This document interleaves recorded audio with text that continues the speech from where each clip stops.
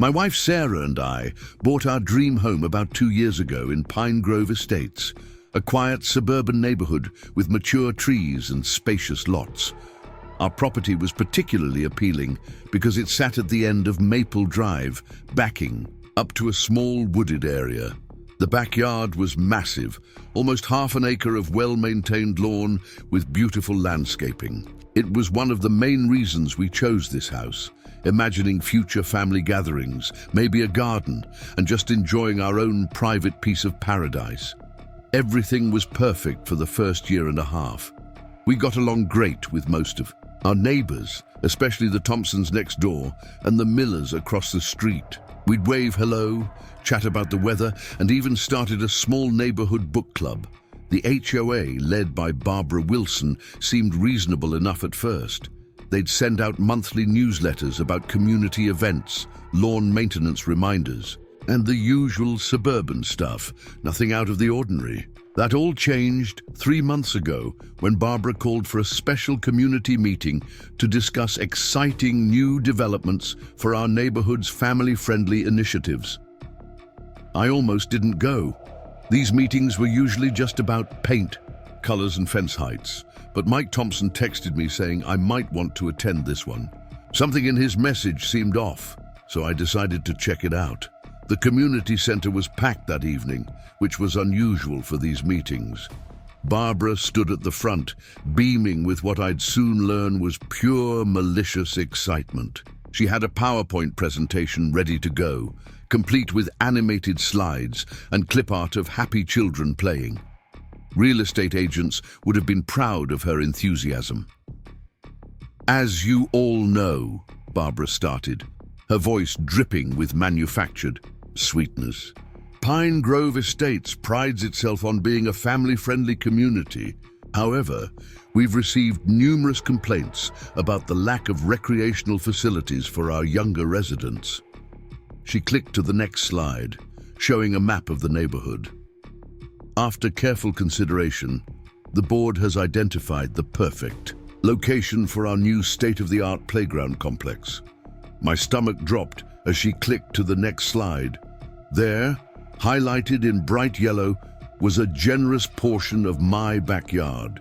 Barbara continued as if she wasn't proposing something completely insane, describing her vision for a modern playground facility, complete with swings, slides, and even a splash pad for summer use. The proposed playground would take up nearly a quarter of my backyard, with a convenient community access path running along the side of my house. I sat there, mouth agape, as Barbara detailed her plans like she was describing something as simple as changing the community pool hours.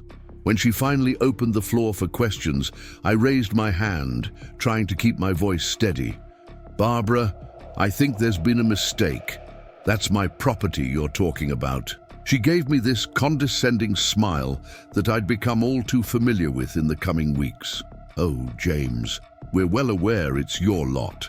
But according to our research, there's a clause in the original neighborhood planning documents that allows for community development of underutilized spaces.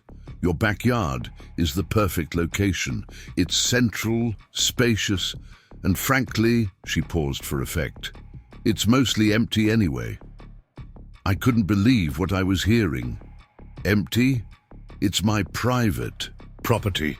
We use it all the time and we have plans for—" Barbara cut me off with a wave of her hand. "The board has already begun the preliminary planning phase. We'll be sending out official notices next week about the assessment fees for the project. We're thinking about $2,000 per household should cover it." The room erupted in murmurs. Not only was Barbara trying to steal my property, but she wanted everyone to pay for it too. I looked around the room, trying to gauge the reaction of my neighbors. Some looked uncomfortable, others confused, and a few were nodding along with. Barbara like this was completely normal. Mike Thompson, bless him, spoke up. "Barbara, I don't think you can just take someone's private property like that. There have to be legal issues here."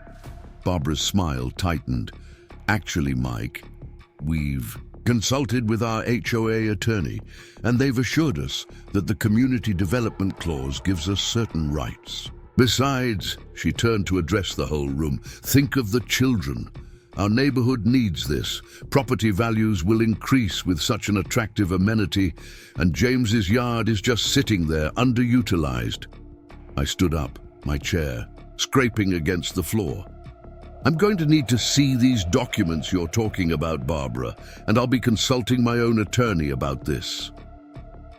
Of course, James, she replied, her voice sickly sweet. We'll include all the relevant documentation with the official notices, but really, there's no need to get lawyers involved. This is about building a better community for everyone. As I left the meeting that night, I had no idea that this was just the beginning.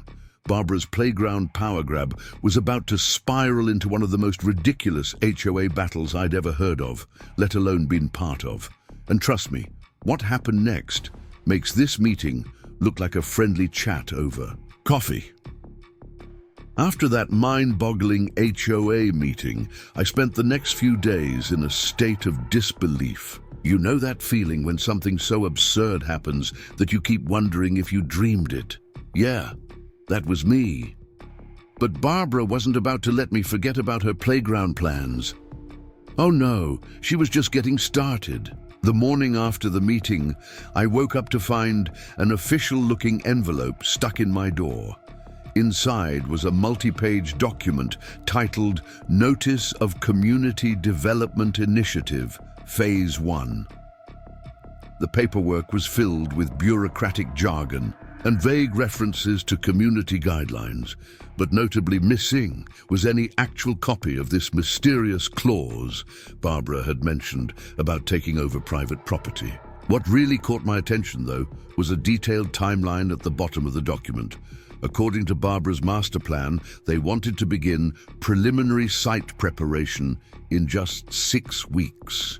6 weeks. They were actually serious about this madness.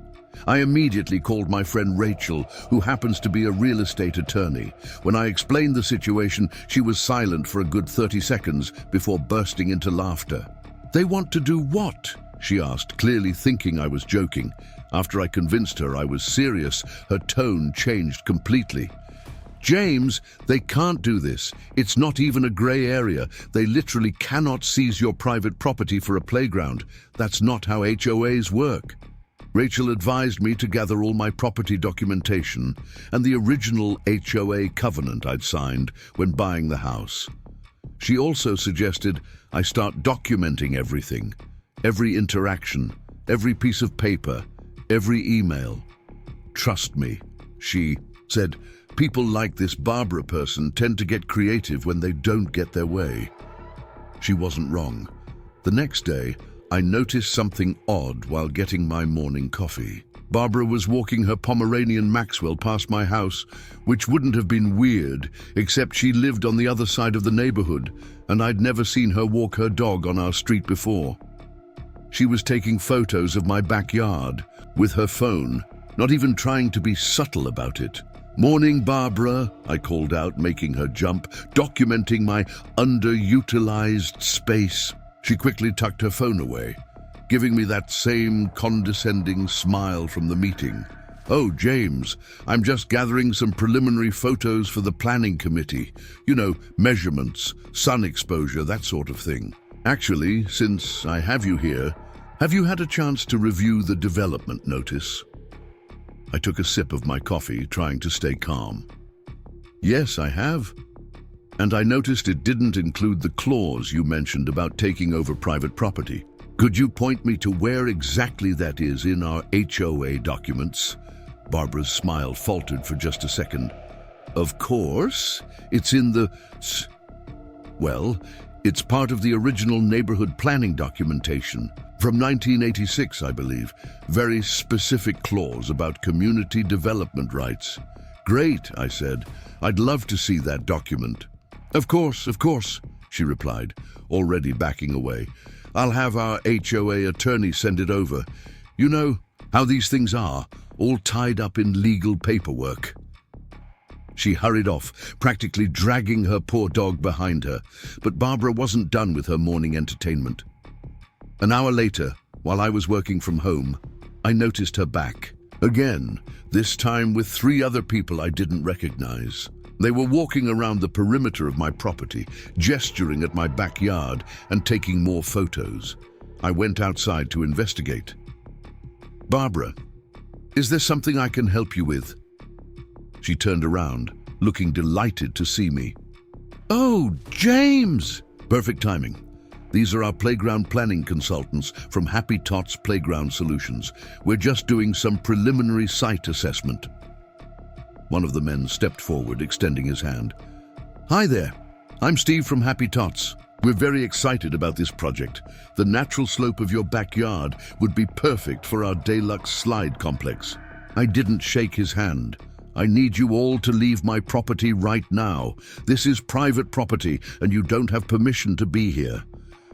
Barbara jumped in. "Now, James, don't be difficult. We're just leave now, or I'm calling the police to report trespassing." They left, but not before Barbara shot me a look that could have frozen hell itself. Preparing and narrating this story took us a lot of time, so if you are enjoying it, subscribe to our channel. It means a lot to us. Now back to the story. "You know, James," she called over her shoulder, "this would be so much easier if you just cooperate with the community's wishes." That afternoon, my phone started blowing up with messages from neighbors. Apparently, Barbara had sent out a mass email to the entire neighborhood about my obstruction of community progress. According to her email, which several neighbors forwarded to me, I was selfishly hoarding space that could benefit all our children and showing a disappointing lack of community spirit. But the real kicker came at the end of her email. "In light of James's unfortunate attitude, we may need to increase the proposed assessment fee to cover potential legal expenses. We estimate this could raise each household's contribution to $3,500. It was a clear attempt to turn my neighbors against me, and for a moment I worried it might work. But then something unexpected happened. My neighbor, Lisa Miller, who had 5 kids and would presumably benefit from a playground, replied all to Barbara's email. "I'm confused. Isn't this basically stealing? My kids play in our backyard just fine. And I'm not comfortable with taking someone's private property or paying $3,500 for questionably legal construction. Also, Barbara, didn't you shut down my request to put up a small swing set last year because it would decrease property values?" That email opened the floodgates. Suddenly, other neighbors started chiming in, sharing their own stories about Barbara's selective enforcement of rules and questioning the legality of the playground plan. Mike Thompson replied with a simple, "Count me out of this nonsense." Barbara's response was swift and vicious. Within an hour, she'd sent another email announcing an emergency HOA board meeting for the following evening to address the spreading of misinformation and community discord. She also included a thinly veiled threat about how certain homeowners might want to review their own compliance with HOA regulations before causing further disruption. As I sat there reading these increasingly heated email exchanges, my phone rang. It was Rachel, my attorney friend. "James," she said, "you're not going to believe what I found about your HOA's original documentation." Rachel's discovery was like finding the smoking gun we needed. "James," she said, barely containing her excitement, "I've gone through every single document related to Pine Grove Estate's establishment and development from 1986 to present. Want to know what I found about this supposed community development clause Barbara keeps citing?" "Let me guess. It doesn't exist," I said, already smirking. "Oh, it exists all right," Rachel laughed, "but not the way Barbara claims. The original clause she's trying to twist around actually says the exact opposite. It specifically protects homeowners' property rights from any community development projects without explicit written consent." It was put in place because the original developers wanted to ensure no future HOA board could force changes onto private lots. I couldn't believe it. Barbara wasn't just making things up.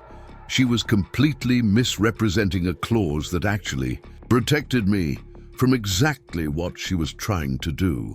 While I was still processing this information, Rachel dropped another bombshell. "But wait, there's more," she continued. "I did some digging into Barbara's background. Guess who used to work for Happy Tots Playground Solutions? You know, the company doing the preliminary site assessment of your yard." "No way." "Yep, Barbara's son-in-law is their regional sales manager." She didn't just pick a random playground company. She was trying to funnel over $100,000 of HOA money directly to her family. This was huge. Not only was Barbara trying to steal my property, but she was also attempting to orchestrate what basically amounted to fraud. I was just about to ask Rachel what our next step should be when I got a notification from my security camera. Remember how I mentioned my backyard backed up to a wooded area?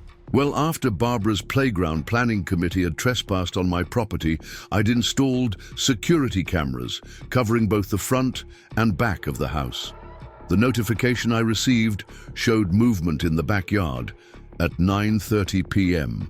I pulled up the camera feed on my phone and nearly dropped it.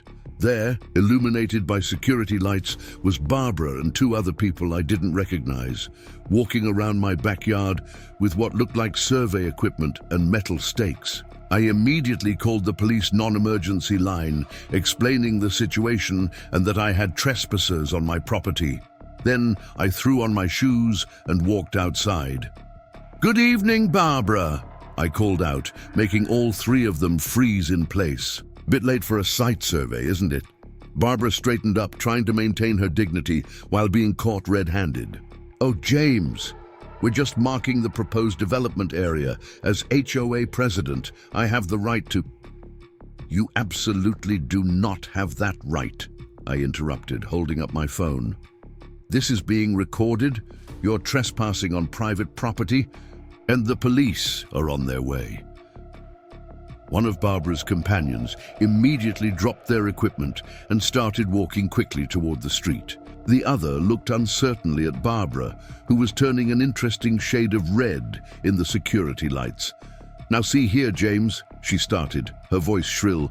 "This kind of hostile attitude is exactly why—" She was cut off by the arrival of two police cars, their lights casting weird shadows across my yard. Officer Martinez, who I'd met before during neighborhood watch meetings, stepped out of the first car.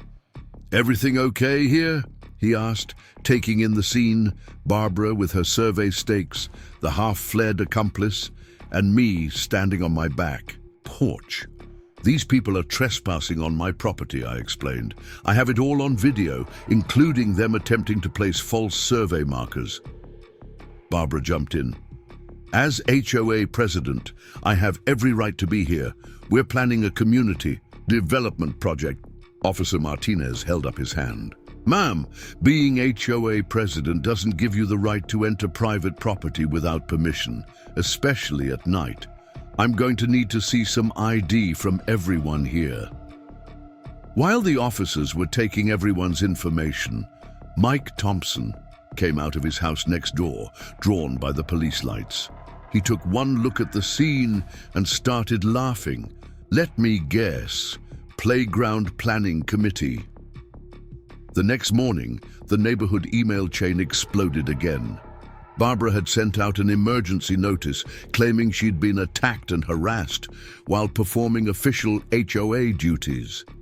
According to her version of events, I had threatened and intimidated her while she was legally surveying community spaces. But this time, she'd gone too far. I forwarded the security camera footage to the entire HOA board, along with Rachel's findings about the true nature of the Community Development Clause and Barbara's connection to Happy Tots Playground. Solutions. The response was immediate. Board member Jennifer Chen called for an emergency meeting. a real one this time, to address serious concerns about abuse of power and misrepresentation of HOA authority. The meeting was scheduled for the following evening at the community center. I spent that day gathering all my documentation, property surveys, the original HOA covenants Rachel had found, police reports from the trespassing incident, and records of every interaction with Barbara over the past few weeks. I also had a long talk with Rachel about the best way to present everything. Remember, she advised, stay calm and stick to the facts. Barbara's going to try to make this emotional, all about community spirit and children's needs. Don't let her derail the real issues: trespassing, misrepresentation of HOA authority, and potential financial fraud. The community center was packed that evening, even more crowded than the original playground proposal meeting. Barbara sat at the front, surrounded by a small group of supporters, all wearing matching Pine Grove Playground Project buttons. Where did she even get those made so quickly? Jennifer Chen opened the meeting with a bombshell. Before we begin, I need to announce that we've received documentation proving that the supposed community development clause, which was cited as justification for the playground project, has been seriously misrepresented to this board. The emergency HOA meeting started with Jennifer Chen's announcement about the misrepresented development clause, and that's when things really got interesting. Barbara's face went through about 5 different shades of red as Jennifer methodically laid out everything they'd discovered. Not only was the clause misrepresented, Jennifer continued, reading from a stack of documents, but we've also uncovered some deeply concerning information about the proposed playground construction contract. Would anyone like to explain why the only company considered for this project happens to be one with direct family ties to our HOA president? The room erupted in murmurs. Barbara jumped to her feet, her perfectly styled hair bouncing with indignation. "This is a witch hunt," she declared, dramatically waving a folder of her own. "I have documentation proving everything I've said. The playground project is completely legitimate. Please share this documentation with the board," Jennifer said calmly, extending her hand. Barbara clutched her folder tighter. I need to have my attorney review it first." "The attorney who supposedly already reviewed and approved this project?" Jennifer asked, raising an eyebrow. "The same attorney who, when contacted by the board yesterday, had no knowledge of any playground project." That's when Barbara's small group of supporters started looking uncomfortable. One by one, they began removing their Pine Grove Playground Project buttons. "This is ridiculous," Barbara snapped. "James has obviously manipulated all of you. He doesn't care about the children of this community. Did you know he refused to participate in last year's holiday decoration contest? Is that the kind of person you want controlling the future of our neighborhood?" I couldn't help but laugh. "I was out of town visiting my sick mother during the holidays, Barbara. You knew that because you sent me 3 violation notices about my inadequate seasonal decoration participation." More neighbors started chiming in. "Barbara, you fined me $200 for having a basketball hoop in my driveway last summer."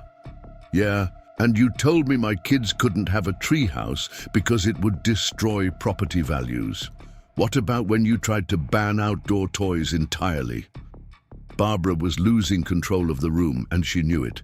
That's when she played her last card, and it was a doozy. "Fine!"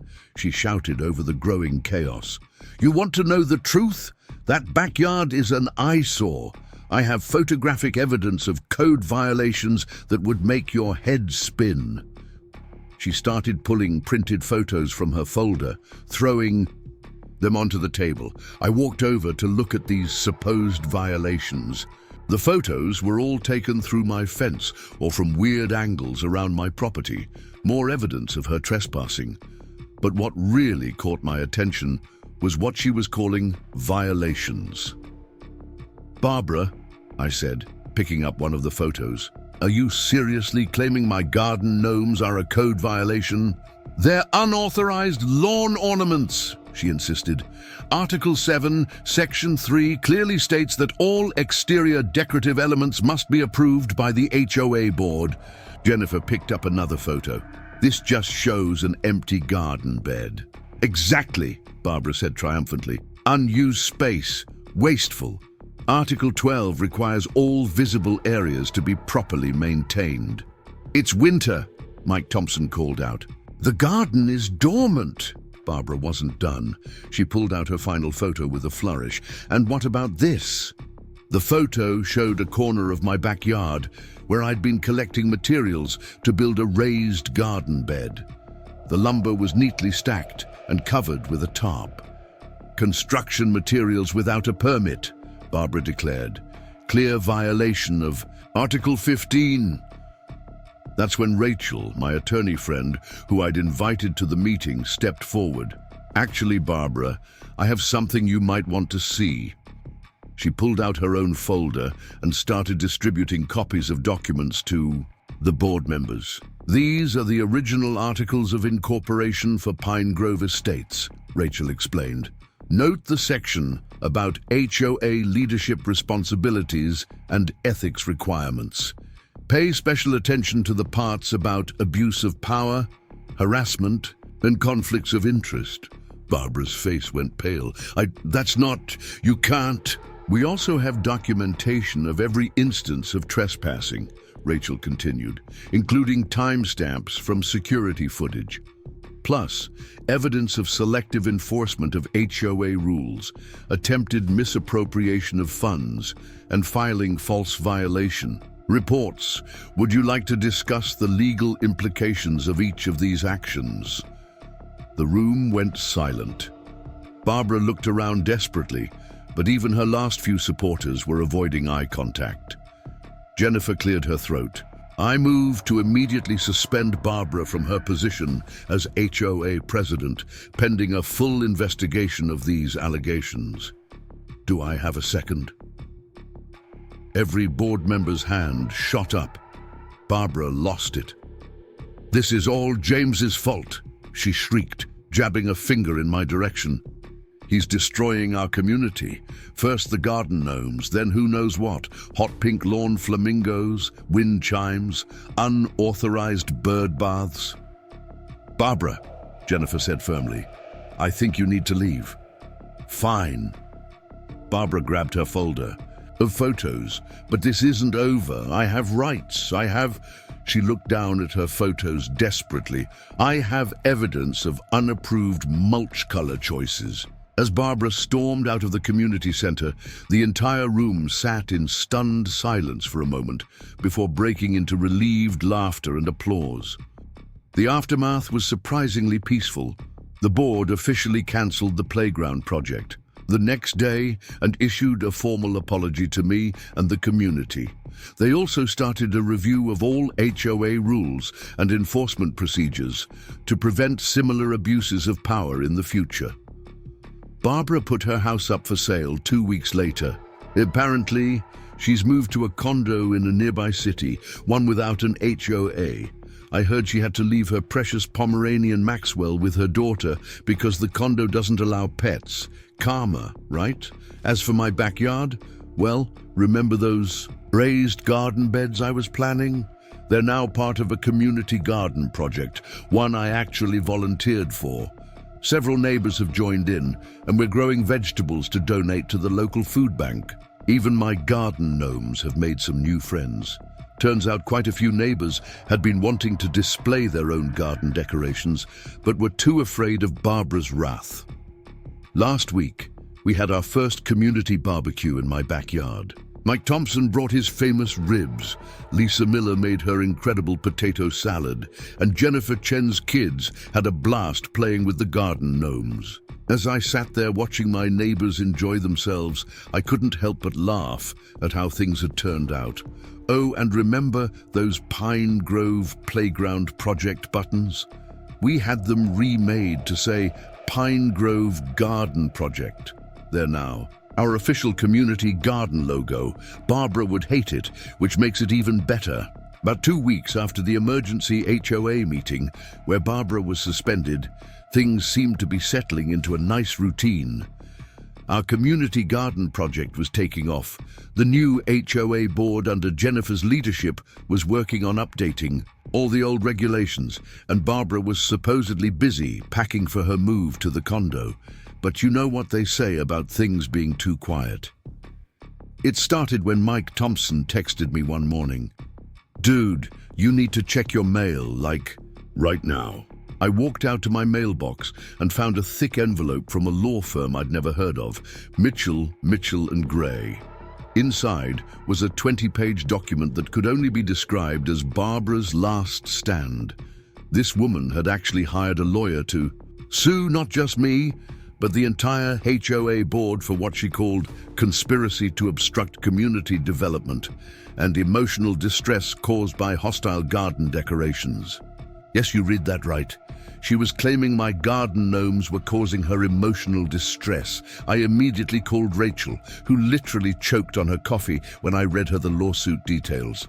According to Barbara's filing, my army of menacing ceramic figures, her actual words, was strategically positioned to maintain hostile surveillance of her daily activities. She was seeking $50,000 in damages for, among other things, gnome-induced anxiety and loss of HOA presidential dignity. But wait, it gets better. Barbara's lawsuit claimed that my security cameras were part of an elaborate intimidation scheme designed to document and expose her legitimate HOA enforcement activities. She was trying to argue that by recording her trespassing on my property, I had violated her rights as HOA president to perform necessary property inspections. The document went on to detail how the community garden project was actually a calculated effort to undermine her vision for neighborhood improvement. She'd included satellite images of my backyard with red circles around each garden bed, claiming they spelled out "no barb" when viewed from above. Spoiler alert, they absolutely did not. We checked. Rachel assured me the lawsuit was completely frivolous and would likely be thrown out, but we still had to respond. That's when our neighborhood really showed its true colors. Jennifer Chen, our new HOA president, called an emergency meeting, a real one this time, to address the situation. Unlike Barbara's dramatic productions, this meeting was calm, organized, and actually productive. The board unanimously voted to use HOA legal resources to defend against the lawsuit, not just for me, but for everyone named in Barbara's filing. But the real surprise came from my neighbors. Lisa Miller, who runs a local social media marketing company, started documenting our community garden's progress online. She created a hashtag, said Gnomes for Good, and began sharing photos of our vegetable donations to the food bank. People from neighboring communities started following our story. Mike Thompson, who turned out to be an amateur photographer, took professional photos of each garden gnome for our legal defense. His words, not mine. He created a dramatic photo series titled Guardians of the Garden, a documentary of alleged ceramic surveillance. It went viral on local social media. The local news even picked up the story. I still crack up thinking about the headline, "Local HOA President Claims Conspiracy of Garden Gnomes Led to Her Downfall." The reporter tried to interview Barbara, but apparently she just yelled something about unauthorized plant spacing and slammed her door. Meanwhile, Barbara's behavior got increasingly erratic. One morning I woke up to find all my garden gnomes had been turned to face her house. Security footage showed her sneaking around at 3 a.m., manually rotating each one while muttering about breaking their line of sight. The next day, she put up counter-surveillance equipment in her front yard. Basically, a bunch of plastic. Flamingos wearing sunglasses. I wish I was making this up. She positioned them in a circle, all facing my property, with a sign that read, "Protected by Anti-Gnome Security System." The neighborhood kids thought this was hilarious. They started leaving small offerings in front of my gnomes. Pinwheels, toy binoculars, tiny cardboard surveillance equipment made in art class. Even Mrs. Rodriguez, our 80-year-old neighbor who usually stayed out of HOA drama, got involved by knitting tiny scarves for each gnome to keep them warm during their surveillance duties. But the real kicker came during the lawsuit's preliminary hearing. Barbara's lawyer, looking increasingly uncomfortable, tried to present evidence of the gnome conspiracy. This included a detailed map of my garden with what she called documented gnome patrol routes, a PowerPoint presentation about ceramic-based psychological warfare, a self-proclaimed gnome body language expert who was prepared to testify about their threatening postures, a series of nighttime photos showing the gnome's reflective eyes, which was just normal reflection from her camera flash. The judge's face throughout this presentation was priceless. When Barbara's lawyer finished, there was a long silence before the judge asked, completely straight-faced, "Counselor, are you seriously asking this court to issue an injunction against garden gnomes?"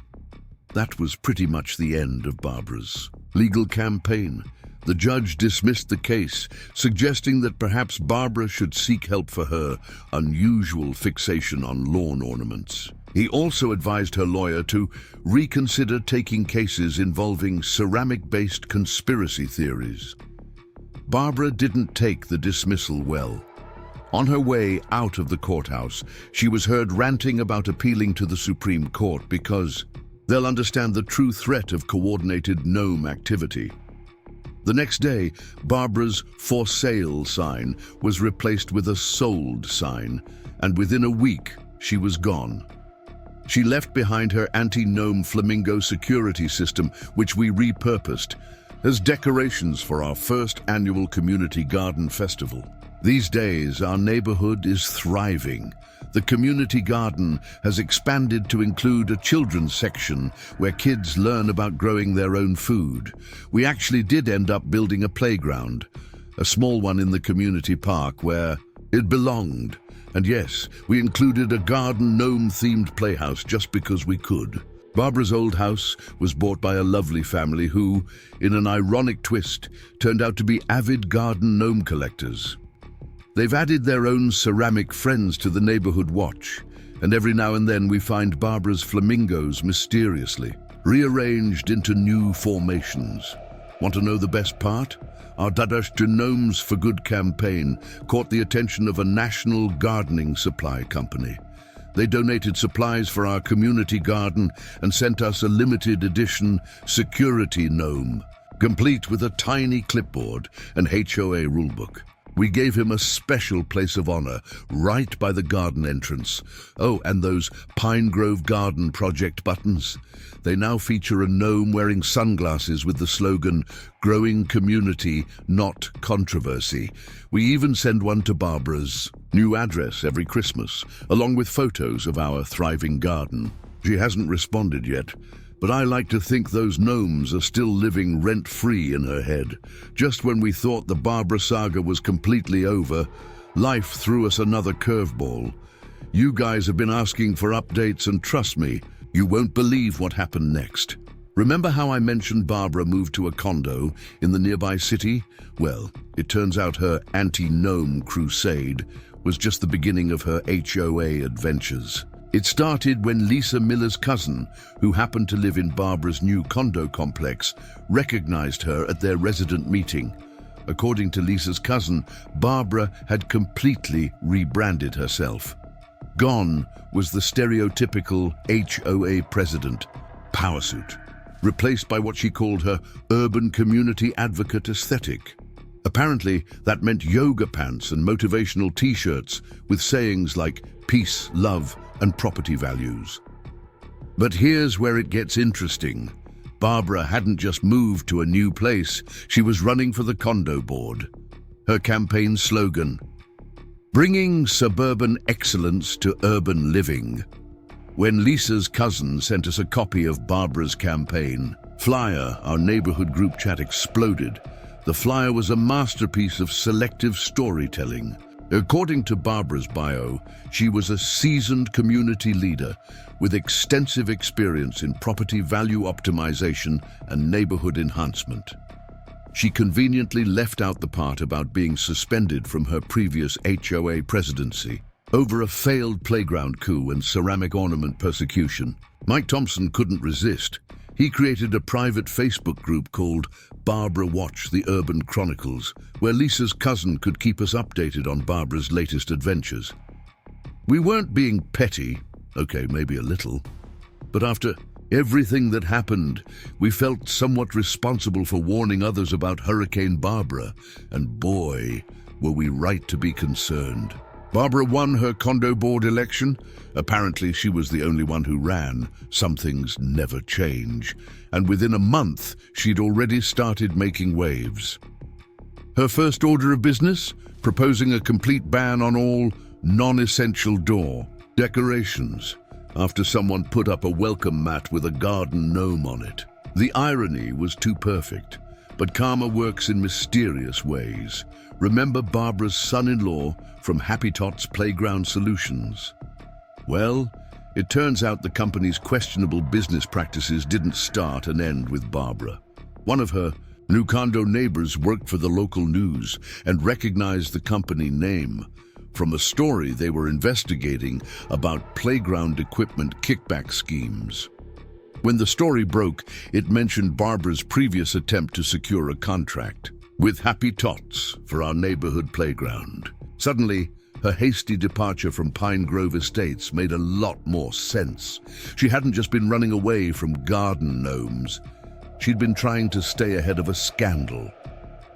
The news reached our neighborhood just as we were preparing for our second annual Community Garden Festival. Jennifer Chen called an emergency board meeting to review all our previous HOA contracts, just to make sure there weren't any other suspicious deals hiding in our records. During this review, we found something interesting. Tucked away in a folder labeled Archived Proposals was a detailed plan for a children's community garden program that Barbara had shot down 3 years ago. The proposal, submitted by former residents, included raised beds sized for kids, educational programs, and even a small butterfly garden. Almost exactly what we'd ended up creating after Barbara left. The date on the proposal? April 15th, 2022.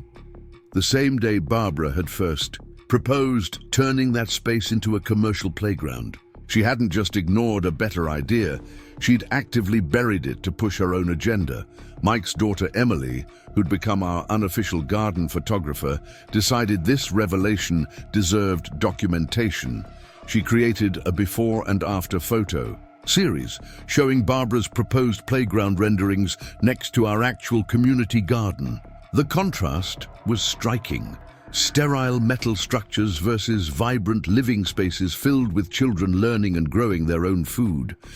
The photo series went viral in local community groups, eventually reaching Barbara's condo complex. According to Lisa's cousin, Barbara tried to defend herself at their next board meeting, claiming she'd always been an advocate for green spaces.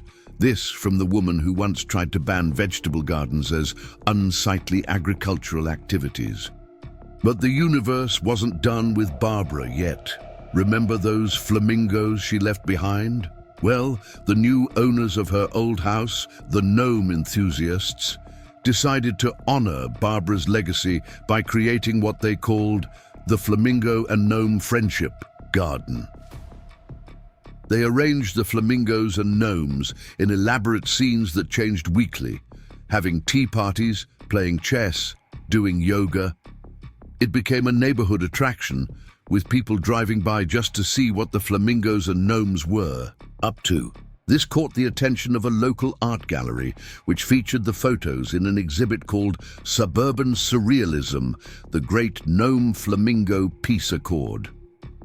The gallery owner, trying to be inclusive, invited Barbara to the opening night. She actually showed up. I wasn't there, but according to Mike, who never misses a chance to document neighborhood history, Barbara walked in, took one look at the photos, and turned an interesting shade of purple. But instead of causing a scene, she did something none of us expected. She laughed. Maybe it was the absurdity of seeing her anti-gnome flamingo squad sitting in meditation circles with their former ceramic enemies. Maybe it was the realization that she'd become a local legend for all the wrong reasons. Or maybe, just maybe, she'd finally developed a sense of humor about the whole thing. After the gallery showing, Barbara did something even more unexpected. She sent a letter to our HOA board, not a lawsuit this time, but an actual apology. Well, sort of. It was more of a, I still think I was right, but maybe I could have handled things differently kind of apology. But for Barbara, that was practically a declaration of unconditional surrender. The letter ended with a PS that made Jennifer Chen spit out her coffee. Those gnomes really do look like they're watching you. Just saying. Just when we thought the Barbara saga couldn't get any more bizarre, life threw us the biggest plot twist yet. Remember that new condo board position Barbara won? Well, it turns out her past wasn't quite done catching up with her. And this time, it involved a lot more than just garden gnomes. The whole thing blew up during what should have been a routine condo board meeting. According to Lisa's cousin, our reliable inside source, Barbara was in the middle of presenting her latest proposal, something about standardizing balcony plant containers to maintain aesthetic harmony, when a new resident raised their hand. This new resident, as fate would have it, turned out to be Janet Martinez, a former city planning official who had handled permits for our neighborhood back when Barbara tried to seize my backyard. And boy, did Janet have some questions about Barbara's experience in community development. Ms. Wilson, Janet began, using Barbara's last name with the kind of tone that immediately made everyone sit up straight. Could you explain why you left your previous position as HOA president? Specifically about the playground project that never materialized? According to witnesses, Barbara's face went through several interesting color changes before settling on a shade somewhere between caught in headlights and desperately seeking exits. That situation was misrepresented, Barbara stammered. There were complicated factors involved, like attempting to misappropriate HOA funds for a fraudulent construction project, Janet asked sweetly, or falsifying community development documents. The room went so quiet you could hear a garden gnome drop. What followed was apparently the most entertaining condo board meeting in the building's history. Janet had brought receipts, literally. She had copies of all the permit applications, the falsified documents Barbara had tried to use, and even screenshots of the Happy Tots Playground Solutions scandal coverage. But here's where it gets really interesting. Remember Barbara's son-in-law, the Happy Tots regional sales manager? Well, it turns out he wasn't just involved in questionable playground deals. The company had been under investigation for a whole series of suspicious contracts across 3 states, and Barbara's attempted backyard grab was just the tip of the iceberg. As this information came to light in the condo board meeting, one of the other board members, an actual lawyer, unlike Barbara's previous HOA attorney, pointed out that their bylaws required immediate suspension of any board member under investigation for financial misconduct. Barbara tried to argue that she wasn't under investigation. The playground thing was in the past, water under the bridge, ancient history. That's when Janet dropped her final bomb. Actually, she said, pulling out one more document, the investigation is ongoing. Your name appears in multiple files related to the Happy Tots case, and the DA's office has some very interesting questions about your role in several other attempted property acquisitions. The condo board didn't just suspend Barbara. They voted unanimously to remove her entirely and launch their own audit of every decision she'd made during her brief tenure. But wait, it gets better. Remember that gnome-themed coffee shop I mentioned, Barbara's Watch? Well, the owner turned out to be none other than Steve. Yes, that's Steve, the Happy Tots playground consultant who had tried to survey my backyard. After the company's practices came under investigation, he decided to get out of the playground business and pursue his real passion: coffee and ironic business names. The coffee shop, which had started as a joke, became an unexpected local hit. The walls were decorated with photos from our neighborhood's Gnome Flamingo art exhibition, and the drink names were all Barbara-inspired: the Property Grab Espresso, HOA hot chocolate, and their signature drink, the Barbara Blend, bitter at first, sweet victory at the end. Barbara actually tried to sue Steve for using her name, but it turned out he'd been smart enough to register it as Barbara's Watch, a cautionary coffee tale, completely protected under parody laws. The coffee shop's success led to some unexpected community healing. Former Pine Grove residents would stop by to share their own Barbara stories, and current residents would update everyone on the latest Gnome Flamingo display. Steve even started a community garden blend, with proceeds going to support our neighborhood's growing program. But the real surprise came one rainy Tuesday morning when Barbara herself walked into the coffee shop. Steve, who happened to be working the counter that day, nearly dropped the mug he was holding. The entire place went quiet. Even the espresso machine seemed to hold its breath. Barbara looked around at the walls covered in photos of garden gnomes, at the flamingo-shaped pastries in the display case, at the chalkboard menu with all its HOA-themed drink names. Then she did something that made Steve question reality itself. She laughed. Not a sarcastic laugh, not a bitter one, but a genuine, shoulders-shaking laugh that had her wiping tears from her eyes. "I'll have a Property Grab Espresso," she said when she finally caught her breath, "and one of those flamingo croissants. Might as well lean into it, right?" Steve, still in shock, managed to make her drink. As he handed it over, Barbara said something that he immediately wrote down and added to the shop's wall of quotes. "You know, when you spend so much time trying to control everything, you miss out on all the fun of letting things get a little weird." Word of Barbara's coffee shop visit spread quickly through our neighborhood grapevine. Some people thought it was a sign of personal growth. Others suspected it was part of some elaborate scheme. Mike Thompsons suggested we check the coffee shop's garden gnome decorations to make sure none had been turned to face the wall. But the strangest part of this whole new chapter: Barbara became a regular at the coffee shop. She'd come in every Tuesday morning, order her Property Grab Espresso, and sometimes even join in conversations about the ongoing saga of the Gnome Flamingo display back in Pine Grove.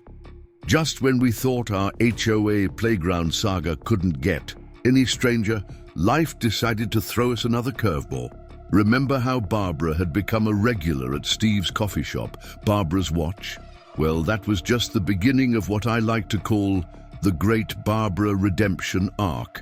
It all started when Lily and Tom, the gnome enthusiast couple who bought Barbara's old house, decided to host a neighborhood block party to celebrate the one-year anniversary of their famous Flamingo and Gnome Friendship Garden. They sent invitations to everyone in Pine Grove Estates, and in a move that had our neighborhood group chat buzzing for days, they sent one to Barbara at her condo.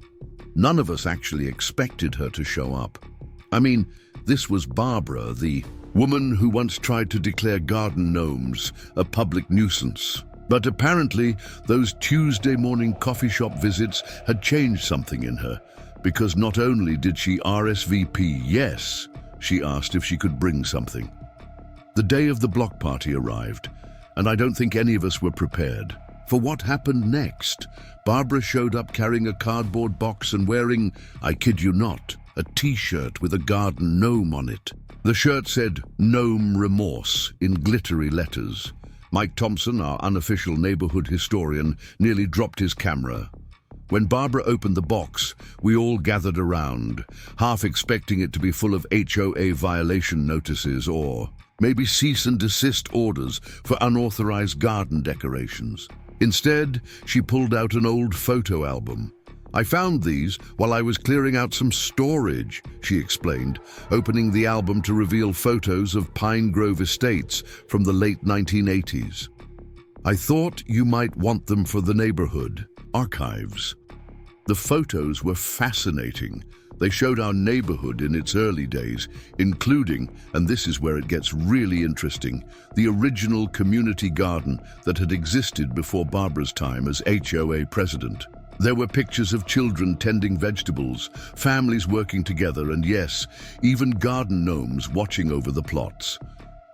I had no idea, Barbara admitted, looking at the photos. When I became HOA president, all this was already gone. Someone before me had replaced it with a more standardized landscape design. She actually made air quotes when she said that. Lily and Tom were thrilled with this historical treasure trove. They immediately started planning a photo wall in their garden, showing the evolution of the neighborhood from its community garden roots to the current flamingo and gnome friendship garden. But Barbara wasn't done surprising us. She reached into the bottom of the box and pulled out one last item, a garden gnome. Not just any gnome, but the original Pine Grove Gardens mascot, complete with a faded "Property of Pine Grove Community. Garden Est, 1986 painted on the base. I found him in the HOA storage room years ago, Barbara explained. I was going to throw him out, but I don't know, something stopped me. I've been carrying him around through 3 office moves and now to my condo. I think it's time he came home. Jennifer Chen, our current HOA president, suggested we give him a place of honor in the community garden. That's when Barbara spoke up again. Actually, she said, I have an idea, if you're interested. Now, remember, this was Barbara, the same Barbara who had tried to seize my backyard, who had waged war on garden gnomes, who had fled in disgrace after her playground scheme fell apart. But something was different. Maybe it was the way she said it, without that old controlling edge in her voice. Or maybe we were all just curious to see what could possibly come next in this increasingly surreal story. Barbara's idea? She wanted to help us apply for a historical preservation grant to restore and expand the community garden program, using the old photos as evidence of the neighborhood's heritage. She'd learned about the grant program through her job at the condo complex's management office. Yes, she'd gone from board member to regular employee after the whole Happy Tots investigation thing. The grant could fund educational programs, new equipment, maybe even a small greenhouse, she explained. And, she added with a small smile, there's nothing in the guidelines prohibiting garden gnomes as historical decorative elements. I think that's when it hit all of us. Barbara wasn't just making amends, she was actually getting it. The whole point of community isn't control, it's creation and connection. Mike Thompson, ever the documentarian, caught the exact moment Barbara installed the original garden gnome in his new home. The photo shows her carefully placing him on a restored pedestal, surrounded by both gnomes and flamingos, with the biggest, most genuine smile we'd ever seen on her face. The next day, Steve added a new drink to the coffee shop menu, the Redemption Roast, because people can change. He put Barbara's photo up on the wall, right next to the original criminal photos of her measuring my yard at midnight. But here's where the story takes another unexpected turn. Remember those fundraising buttons we made? The ones with the gnome wearing sunglasses? Well, someone, we suspect Lisa Miller's social media savvy teenager, posted them on Etsy, and they went viral in the online gardening community. Suddenly, we were getting orders from HOA neighborhoods across the country. People started sharing their own stories of HOA power struggles and community transformations. Our little garden gnome resistance movement was becoming a symbol for positive community change. The story of Barbara's redemption took an even more unexpected turn when the national gardening magazine Blooms and Beyond arrived to do their feature. A story. They'd originally planned to focus just on the flamingo and gnome friendship garden, but when they heard the full backstory, the scope of their article changed completely. Picture this. A sunny morning in Pine Grove Estates, professional photographers setting up equipment around Lily and Tom's garden display, and Barbara, yes, Barbara, giving an interview about her journey from HOA tyrant to community garden. Advocate, her words, not mine. The magazine's lead writer, Sarah Jenkins, started by asking Barbara about the original playground scheme. Instead of getting defensive or trying to justify her actions, Barbara did something that shocked us all. She used it as a teaching moment. "I was so focused on what I thought a perfect neighborhood should look like," she explained, adjusting the gnome remorse t-shirt she now wore proudly, "that I completely missed what makes a community actually perfect. Its people, its quirks, its garden gnomes." She actually winked at the photographer when she said that last part. But the real surprise came during the photo shoot. The magazine wanted to recreate some scenes from our HOA saga for their article. When they asked Barbara if she'd be willing to pose with a measuring tape near my backyard, recreating her infamous late-night surveillance, she not only agreed, but suggested they add some artistic flair. The resulting photo spread was hilarious. Barbara in her old HOA power suit, pretending to measure a garden gnome while a group of flamingos spied on her from behind the bushes. The photo caption read, "From property grab to property gag." Our one HOA president's failed playground scheme led to a community's renaissance. During the shoot, one of the photographers discovered something interesting about our gnome flamingo displays. From a certain angle, with the right lighting, they created perfect shadow puppets on the garden walls. This accidental discovery led to Lily and Tom starting a weekly shadow puppet story time for neighborhood kids, with Barbara, again, yes, Barbara volunteering to do the voices. Who would have thought that the woman who once tried to ban unauthorized lawn ornaments would end up creating different voices for each gnome and flamingo character? Her British-accented garden gnome butler, Mr. Gnomington, became particularly popular with the kids.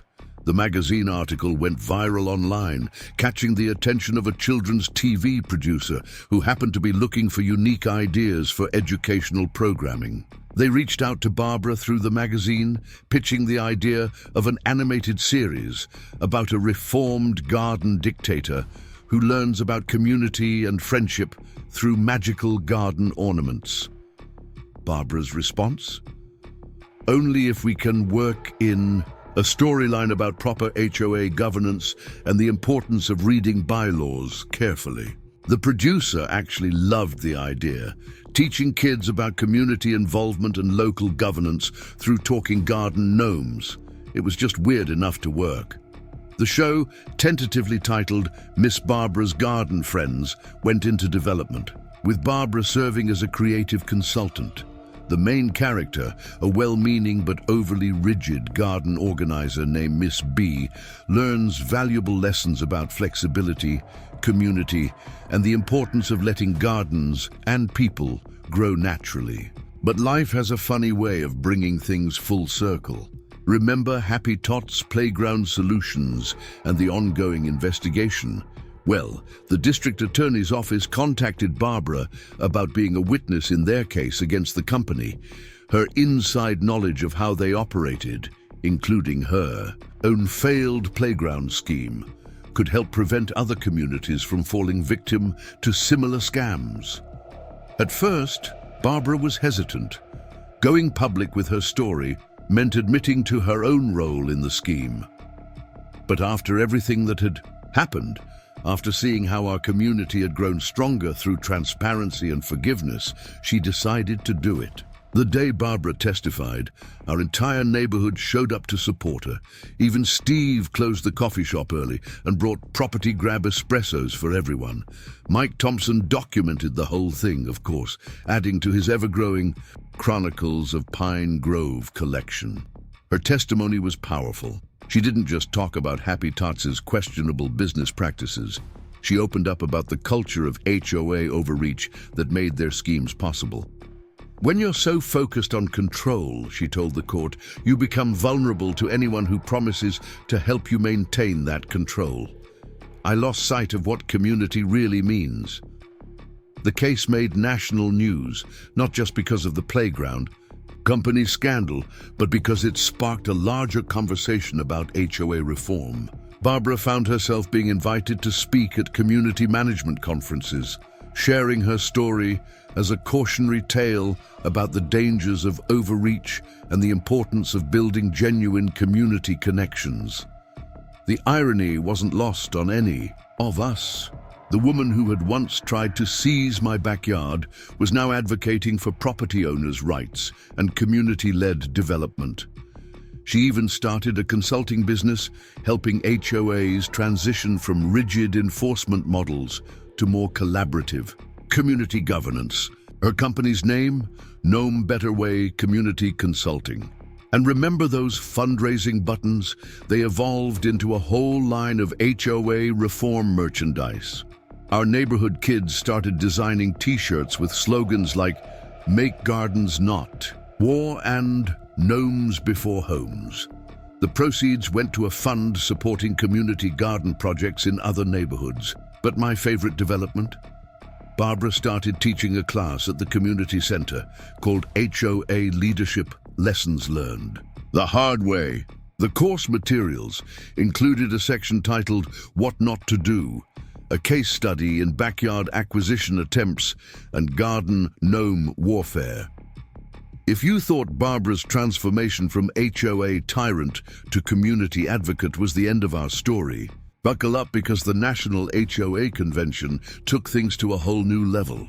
Picture this: the biggest gathering of HOA presidents and property managers in the country, all gathered in the grand ballroom of the Metropolitan Hotel, waiting to hear from their keynote speaker, Barbara Wilson, the woman whose garden gnome warfare had accidentally sparked a nationwide movement for HOA reform. The convention organizers had titled her speech "From Power to Partnership, Reimagining HOA Leadership." They probably expected a nice, safe presentation about community guidelines and property values. What they got instead was pure Barbara. 2-0. She walked onto that stage wearing her Gnome Remorse t-shirt under a blazer, carrying one of our original garden gnomes as a visual aid. The audience's confused murmurs turned to shocked gasps when she opened with, "Let me tell you about the time I tried to steal my neighbor's backyard and got outmaneuvered by an army of garden gnomes." Mike Thompson, who'd come along to document the event, of course, said you could have heard a pin drop in that ballroom as Barbara laid out the whole story. The playground scheme, the midnight surveillance, the flamingo counteroffensive, all of it.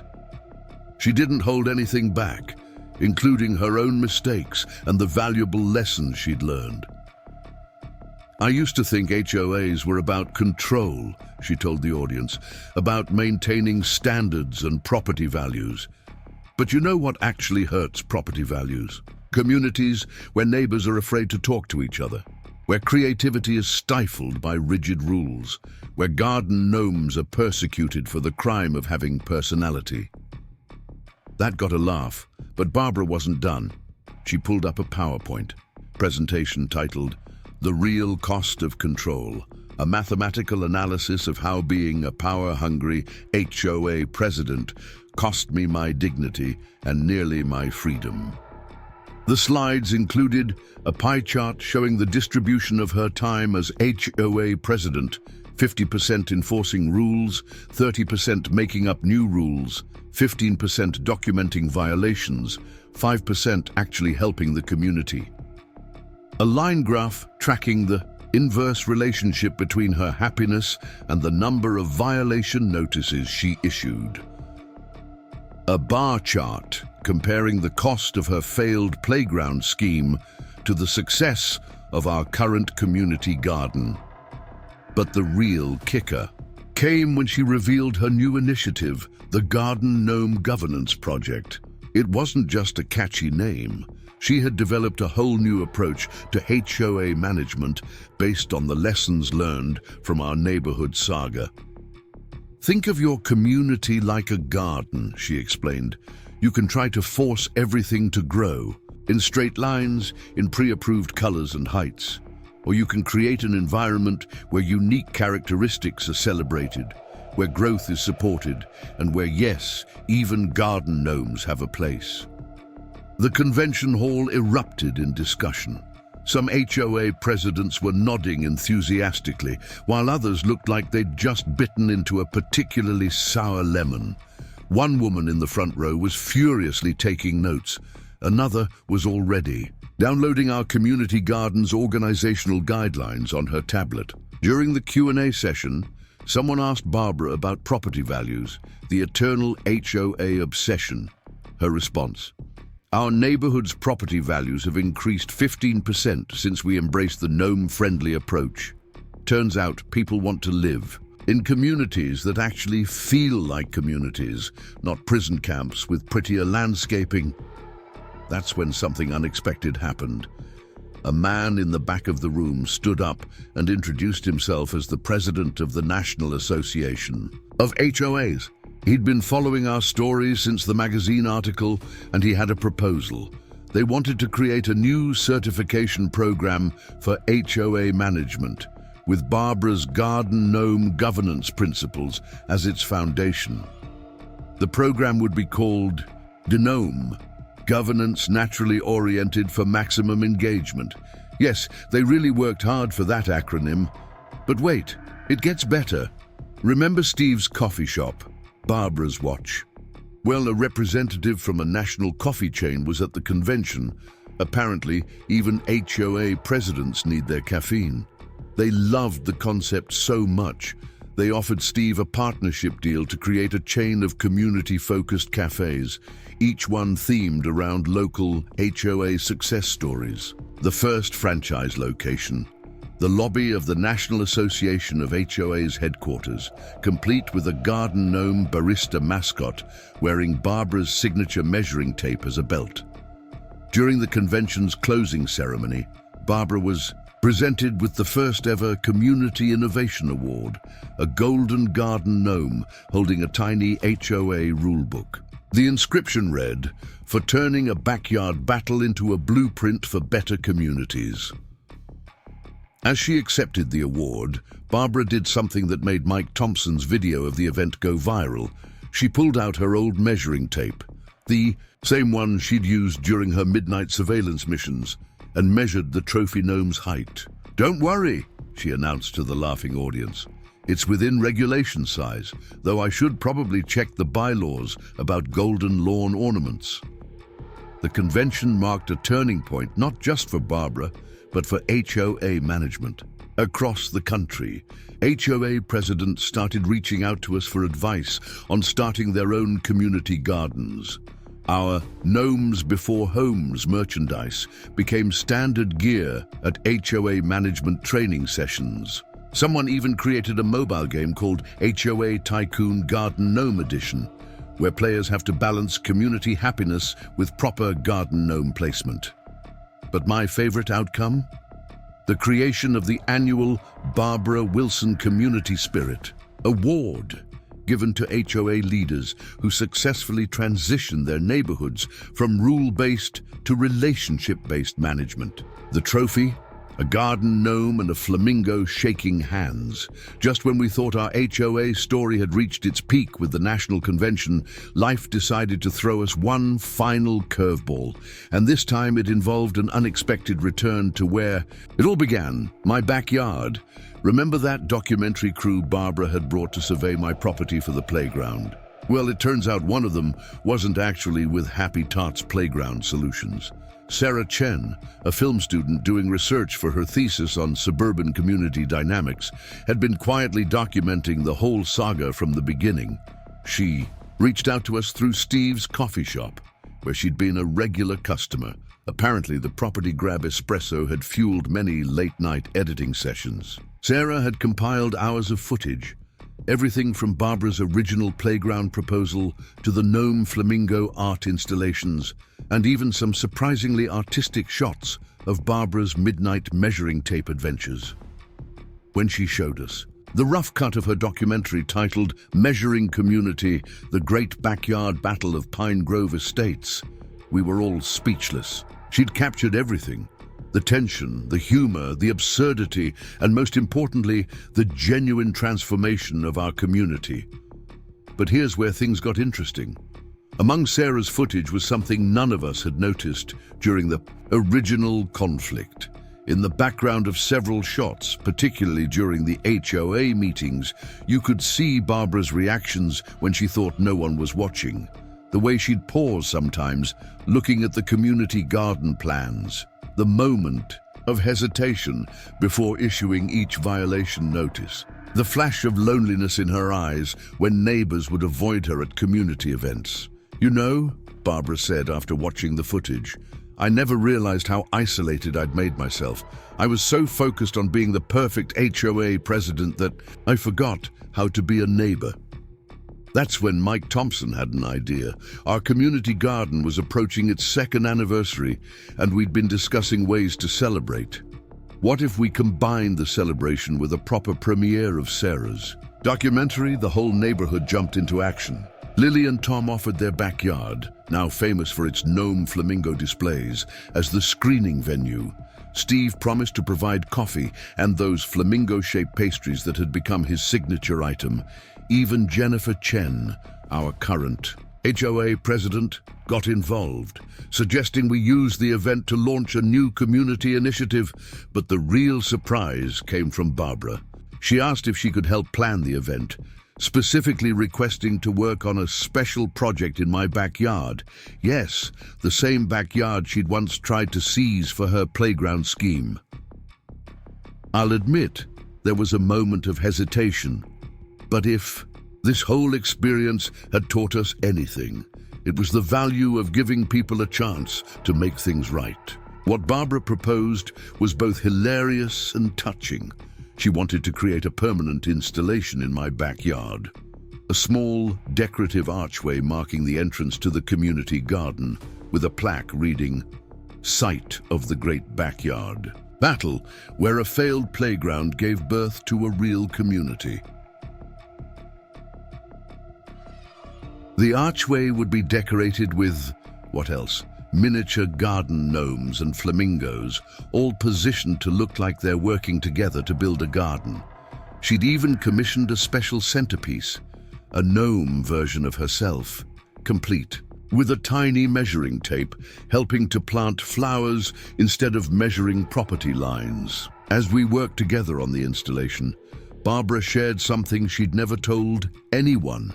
The reason she'd been so fixated on building a playground wasn't just about property values or HOA power. Her own children had grown up in a neighborhood without any community spaces, and she'd always regretted not being able to give them that experience. The playground had been her misguided attempt to create what she thought the community needed, without ever actually asking the community. "But look what happened instead," she said, gesturing to the thriving garden beds where neighborhood kids were learning to grow their own vegetables. "You all created something so much better than what I tried to force on everyone." The documentary premiere and garden anniversary celebration turned out to be the event of the year in Pine Grove Estates. Sarah's film had everyone alternating between laughter and tears, especially during the now infamous midnight measuring tape raids. But the real highlight came during Barbara's speech at the unveiling of the archway. Standing next to the gnome version of herself, she addressed the community with genuine emotion. "2 years ago, I stood in this exact spot with a measuring tape and bad intentions. I thought I knew what was best for everyone. I thought rules and control were the way to build a perfect neighborhood. But you all taught me that perfect neighborhoods aren't built with rule books and violation notices. They grow naturally, like this garden, through cooperation, creativity, and yes, even through a little bit of garden gnome warfare." The documentary premiere and garden anniversary celebration was everything we could have hoped for and more. But the real magic happened. After the credits rolled and Sarah's camera finally stopped filming, That's when our community's transformation really hit home. Standing under the new archway, with its playful parade of gnomes and flamingos telling our story in miniature, Barbara pulled out something from her bag that made everyone gasp. Her original HOA president badge and the infamous measuring tape. "I've been holding on to these as a reminder," she told the gathered crowd. "Not of who I was, but of who I never want to be again. And I think it's time they found a better purpose." She handed the measuring tape to Jennifer Chen, our current HOA president, with a suggestion that made everyone laugh. It should become a traveling trophy for what she called the annual Pine Grove Property Line Peace Games. The idea? Every year, instead of measuring yards for violations, neighbors would compete to see who could come up with the most creative and community-oriented use of their property lines. The first winner? The Thompsons and Millers, who had transformed their shared property line into a cooperative vegetable garden with a sign reading, "Good fences make better gardens." But Barbara wasn't done surprising us. She took her old president's badge and, with help from local artists, transformed it into the centerpiece of a new garden feature, a reflection pool where the badge served as a sundial. The inscription around it read, "Time spent building walls could be spent building bridges." As the evening wound down, something unexpected happened. Remember those kids who used to ride their bikes up and down my driveway? The ones whose unauthorized recreational activities had partly inspired Barbara's original gate crusade? Well, they'd grown up a bit during our 2-year saga, and they had a presentation of their own. They'd started a youth gardening program, teaching younger kids about growing food, and more importantly, growing community. They called themselves the Gnome Guard Junior Division, and had designed their own badges, featuring a garden gnome wearing a measuring tape as a superhero belt. Mrs. Wilson, their leader, 12-year-old Emma Miller, said, "We voted and we want you to be our honorary advisor because you showed us that anybody can change and grow, just like our gardens." I don't think there was a dry eye in the place when Barbara accepted her Gnome Guard badge, especially when Emma added, "Just don't measure anything without supervision." The success of the youth program led to something none of us could have predicted, a partnership with local schools to develop curriculum about community engagement, conflict resolution, and yes, proper HOA governance, all taught through the lens of our neighborhood story. Barbara, once the neighborhood's most feared enforcer of rules, became known as Ms. B, the garden gnome whisperer, to a whole generation of kids learning about the importance of building community over building fences. Our story could have ended there, with everyone having learned valuable lessons about community, forgiveness, and the proper placement of lawn ornaments. But Pine Grove Estates had one more surprise in store.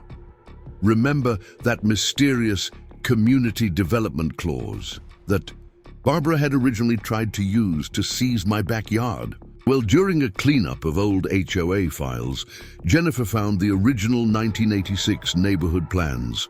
Turns out there was indeed a special provision for community development, but not for playgrounds or property seizures. The original developers had set aside a fund, now grown to a considerable sum, specifically for community-initiated projects that enhance neighborhood connections. The fund had been forgotten over the years, buried under decades of HOA regulations and property disputes. In the final twist of irony that even Barbara had to appreciate, we used that fund to expand our community garden program, install educational playscapes throughout the neighborhood, designed with input from the Gnome Guard Junior Division, and, yes, commission a series of artistic garden gnome installations that told the story of our community's journey. The centerpiece of it all? A life-sized bronze sculpture in the community center's garden, showing 2 figures shaking hands, one holding a measuring tape, the other a garden gnome. The plaque reads, "Sometimes the best gardens grow in unexpected places." As for me, Well, my backyard is still mine, though these days it's usually full of neighbors working in the garden, kids learning about plants, and yes, an ever-growing collection of gnomes and flamingos arranged in increasingly elaborate scenes. Barbara stops by regularly, not to measure anything, but to tend to what she calls her redemption roses, a beautiful climbing variety that now covers the archway where our story began.